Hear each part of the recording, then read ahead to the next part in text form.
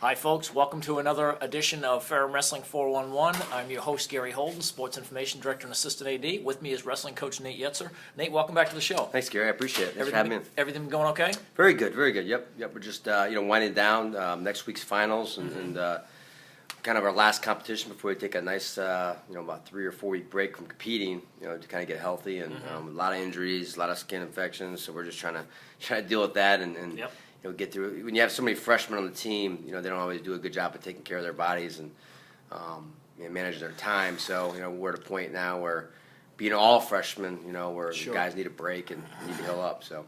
I bet they're looking forward to it, going home, hanging Right. out with mom and dad and the family, eating a little food. Yeah, exactly. So hopefully it won't be too much food though, right? Hopefully. Let's talk a little bit about your most recent competition. You guys went down to the King College Open, found some success. A couple of individuals did fairly well. Talk a little bit about how you feel that competition went for us. I was really happy. Going in, I didn't know what I'd get. Because last year when we went there, guys I think were ready to go. It was right before Thanksgiving break, and I think guys were ready to go home a little bit. And so, I don't think our effort was very good. This year, we went out there and wrestled really hard. I was really happy with our effort, and right now, that's all I'm concerned with. Our guys going out there and wrestling, competing really hard, and for the most part, I think we did that. So, we had some success as well too. So. Okay. Last year at this time, when you guys were getting ready for that, we were still practicing at a local high school. Right. Franklin County High School was we were fortunate that they allowed us to use their facility. Yeah. We were still preparing your wrestling room. We didn't get into there until just after Thanksgiving break. Right. Exactly. Yep. Yeah. We were working out till. We wouldn't get back sometimes to campus till midnight. Yeah. So. Yeah. I remember I was driving the bus on some of those that's trips. right, So it was some pretty late nights. My wife would be like, "Where you been?" Well, tell me a little bit about the individual performances. I know you had a couple of guys in the consolation finals, 125 and 133, was it? No, 141, yeah. Logan Meister at 141, Robert Cunningham at 125. They just got our Facebook Wrestler of the Week because of their performance last weekend. And they did a great job. Starting with Robert, he lost his first round match. I don't think he was really ready to go. I don't think he maybe ate the right stuff after weigh-ins and stuff. He didn't feel real good. And but then after that match, he came all the way back through and ended up beating the guy that beat him first round to get in for third and fourth. Pinned that guy, didn't he? Yeah, he pinned him. Yep. It was a close match too. It was a close match like before, and Robert, pinned him. So really happy with his performance. He came back and he ended up won in overtime his final match to take third, and I think turned a lot of heads. Did a really good job. So. And then Logan Meister did a great job. I think he lost his second match. Yeah, he won his first match of the day, I think. Right, yep. And then he lost the kid from Newberry, he's a tough kid. Lost to him and came all the way back through and wrestled that kid to get in for third and fourth. And it wasn't even it wasn't even a question. I think he majored him 9-1 or 8-1. Okay. To get in for third and fourth. And then he lost a close one for third and fourth. Was actually beating the kid pretty good. A Division I kid from NC State. Okay. And then he just, on top, he got turned a couple times in the third period and ended up losing by 1 or 2 points. So, but, overall, I think, they weren't the only two. We had some other guys. Josh Lancaster had a great tournament. I think I finally figured some things out about himself and, what he's capable of doing, and just misplacing, lost 3-2 to place.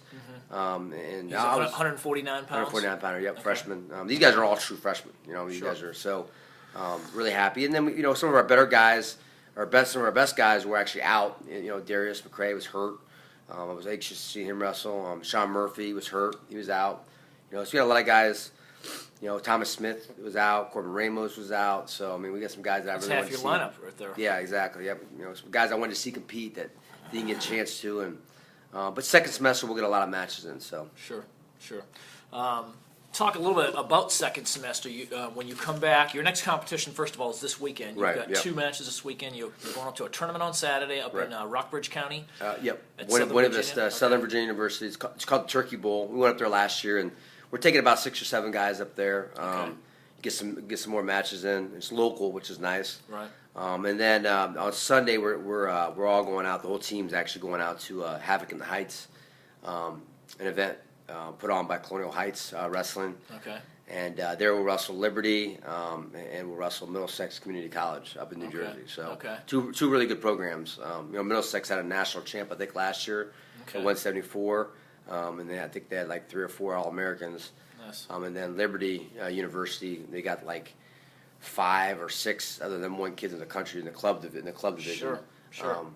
So there'll be some great competition out there. So we better be ready to go. And Liberty is a program that had a Division I program coached by Jesse Castro, and the program was discontinued about 3 or 4 years ago, Right, yep. turned into a club program. He stayed on there. He's coaching that program and everything. Jesse is someone that I knew back up when I coached wrestling in New Hampshire. He was at a rival school up at Norwich University in Vermont. So it's interesting to see. We're about an hour and a half apart before, and we're about an hour and a half apart again now. So. Yeah, he's done a great job. I mean, even when they were Division I, I mean, they were getting 5, 6 guys in nationals every year, and they qualified through the regional system. Yeah. And I was always really impressed with their effort. Man, their guys wrestled really hard. You could tell they really wrestled hard for their coach, and so he's got the same thing going now. Even though they're a club, they're still doing a good job. So. Well, same thing back when he was at Norwich University up in Vermont. His kids just wrestled hard all the time. And it's a military school, so those kids were hard-nosed wrestlers. And you had to come and have your headgear strapped on tight when you went against those guys. So. Yep, exactly. So,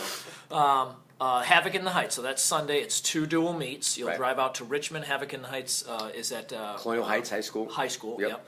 And it's set up by someone in the Parks and Rec department over there, and they're using Colonial Heights High School as the host venue and everything. Yep. So 1 o'clock, I think. At 1 o'clock, it starts wrestling for Middlesex Community College and Liberty, and then we come in at 3. And we wrestle Middlesex Community College, and at 4:30 we wrestle Liberty. That's kind of the last match. Okay. That match. So I see. All right, let's talk a little bit about coming back after a break. You'll take a break after this. You'll be back on campus in early January, working out and everything. You've got a dual meet going up to Lexington. We're going up to Washington Lee. I think Ohio Northern wrestles Washington Lee, and then we're going to jump in and wrestle Ohio Northern. Okay, so you have an opportunity. You won't wrestle Washington Lee because you already wrestled them in one dual meet already this year and everything. Yep, exactly. So, tell me a little bit about Ohio Northern's program. I know that they've been a strong program out of Ohio and everything. I've seen them at the national championships. Right. Yeah. I know they had a national champ last year. At 174, he's gone, from what I gather, and they had a good team. They get Ohio kids, and Ohio's one of the best wrestling states there are. That's your stomping ground. Yes, exactly. Yep. And Coach Beechler, I believe, does a great job up there. Those kids are always wrestle hard, and we'll hopefully by then we'll be healthy and take our best lineup up there, and wrestle with great effort and see what happens. Sure. So when do you guys come back on campus after Christmas break and start training again?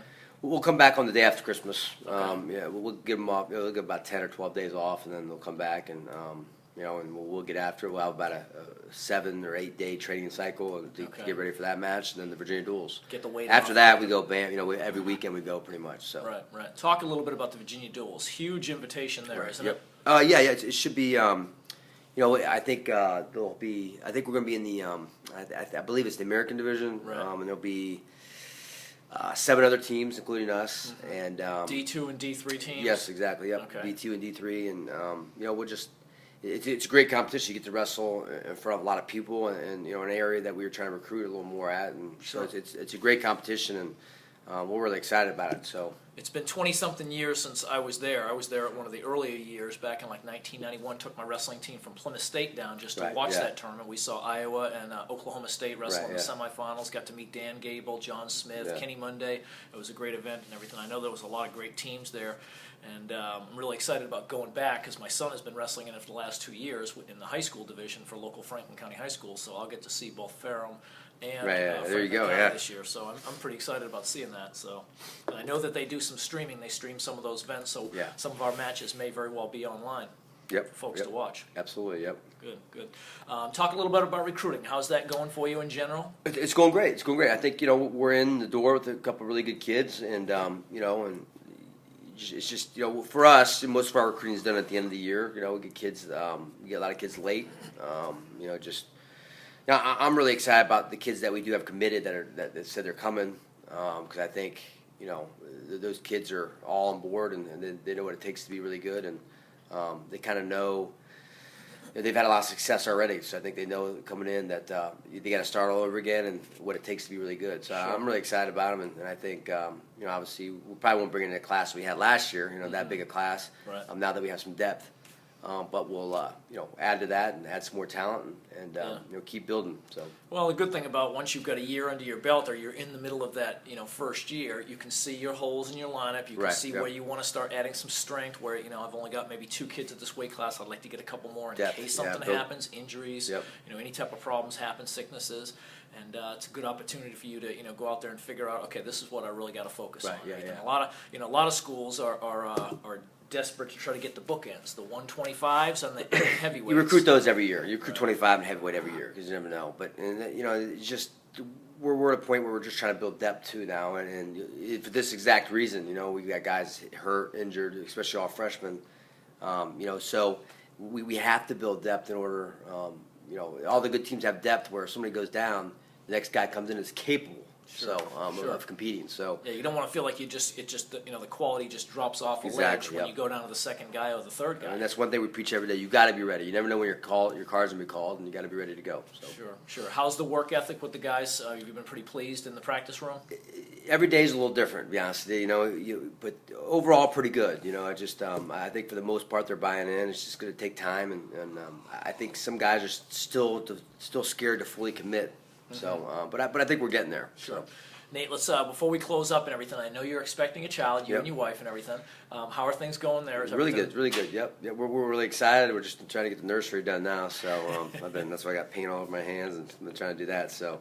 And your due date is coming up pretty soon, right in the middle of wrestling season. February 7th, I think. February 7th, something like that. So we might need to be prepared to send somebody out with Brandon out to a match. So we have 2 guys. Well, I think we'll be just getting back from Chicago, so I might be buying a one-way flight to make sure I do get back. I ain't missing this one. I missed the last one. I ain't missing this one. So. Well, we'll be praying for you and everything to keep you in our thoughts. I appreciate it. Well, listen, good luck this weekend, and we'll talk with you again next week. I appreciate it. Thanks, Gary. Thanks, Nate. Folks, we'll be back next week with another edition of Ferrum Wrestling 411. Thanks for being with us today.